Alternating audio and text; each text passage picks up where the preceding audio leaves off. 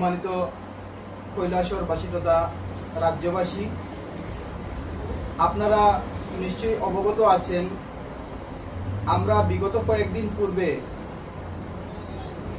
একটি সংবাদ সম্মেলন করেছিলাম এবং ঘোষণা করেছিলাম যে আমরা ত্রিপুরা রাজ্য মানবাধিকার কমিশনের পক্ষ থেকে মানবাধিকার কমিশন এবং ক্রিয়েশন সোসাইটির যৌথ ব্যবস্থাপনায় একটা অ্যাওয়ারনেস ক্যাম্প বা সচেতনতা শিবির করতে যাচ্ছি। তো আমরা ওই দিন ঘোষণা করেছিলাম যে আমরা আমাদের সম্ভাব্য তারিখ এবং সম্ভাব্য স্থান 31 অক্টোবর 2025 এবং সম্ভাব্য স্থান ঘোষণা করেছিলাম ঊনকোটি কলাক্ষেত্র। তো আমরা ওই দিন আবার এও বলেছিলাম যে আমরা আমাদের এই প্রোগ্রামের দিনক্ষণ এবং স্থান নির্দিষ্ট করে পুনরায় সাংবাদিক সম্মেলনের মাধ্যমে আপনাদের জানাবো। তো আমরা আমাদের হিউম্যান রাইটস কমিশনের পক্ষ থেকে এই প্রোগ্রাম করার জন্য অনুমতি পেয়েছি এবং পূর্ব ঘোষিত সম্ভাব্য তারিখেই আমরা এই প্রোগ্রামটা করতে যাচ্ছি, অর্থাৎ 31 অক্টোবর 2025-এ কৈলাসর ঊনকোটি কলাক্ষেত্রে 10 কোটিকা থেকে সকাল 10 কোটিকা থেকে আমাদের এই প্রোগ্রাম চলবে। আপনারা নিশ্চয়ই অবগত আছেন এবং আমরা ওই দিন হিউম্যান রাইটস কমিশন বা মানবাধিকার কমিশন সম্পর্কে বিস্তারিত বলেছিলাম। তো আমাদের এই প্রোগ্রামে উপস্থিত থাকবেন, আমাদেরকে লিখিত আকারে জানিয়েছেন, উপস্থিত থাকবেন justice Arindam Lodh sir, honourable chairperson Tripura human rights commission. উপস্থিত থাকবেন শ্রী উদিত চৌধুরী, রিটায়ার্ড ডিস্ট্রিক্ট জাজ অ্যান্ড সেশন জাজ, honourable member Tripura human rights commission. উপস্থিত থাকবেন শ্রী বিমল কান্তি রায়, retired IPS ex member Tripura human rights commission. উপস্থিত থাকবেন Shri দনবাবু Reang, IAS secretary Tripura human rights commission. উপস্থিত থাকবেন শ্রী রতন বিশ্বাস, IAS director, GA printing and stationery department. এছাড়াও উপস্থিত থাকবেন, আমরা আমন্ত্রিত করব আমাদের ঊনকোটির জেলাশাসক, মাননীয় জেলাশাসক মহাশয়কে আমন্ত্রিত করা হবে, আমাদের এসপি মহোদয়কে আমন্ত্রিত করা হবে, আমাদের এসডিএম স্যারকে, এছাড়াও বিশিষ্ট ব্যক্তিবর্গ, প্রশাসনিক আধিকারিকগণ এবং সমাজসেবীগণ উক্ত প্রোগ্রামে উপস্থিত থাকবেন।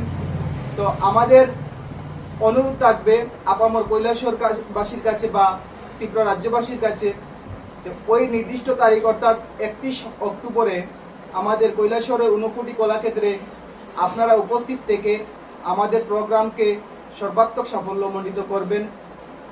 আর এই হিউম্যান রাইটস সম্পর্কে বা হিউম্যান রাইটসের এই যে অ্যাওয়ারনেস প্রোগ্রাম বা সচেতনতা শিবির, এই সচেতনতা শিবিরে আমাদের উপস্থিত থাকা কেন প্রয়োজন তা সম্পর্কে আমাদের ক্রিয়েশন সোসাইটির মাননীয় সম্পাদক বিস্তারিত আলোচনা করবেন, আমি সেদিকে যাচ্ছি না।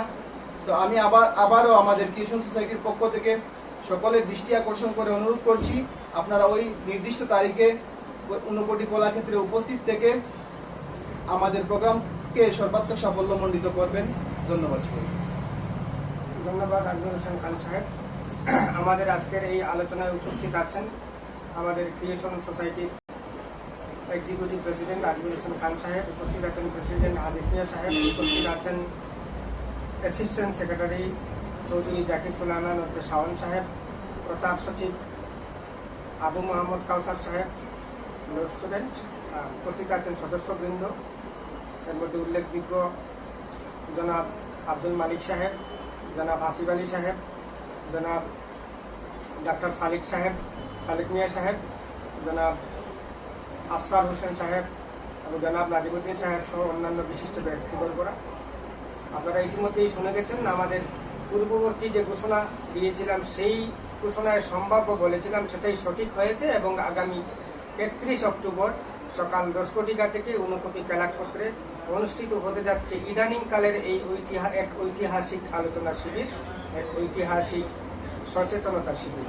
এখন প্রশ্ন হলো এই সচেতনতা শিবিরের প্রয়োজনীয়তা কি? What is the reason behind that and what is the utility? এটা হচ্ছে human right commission of Tripura. এটা একটা সরকারি সংস্থা, স্ট্যাটিউটরি বডি।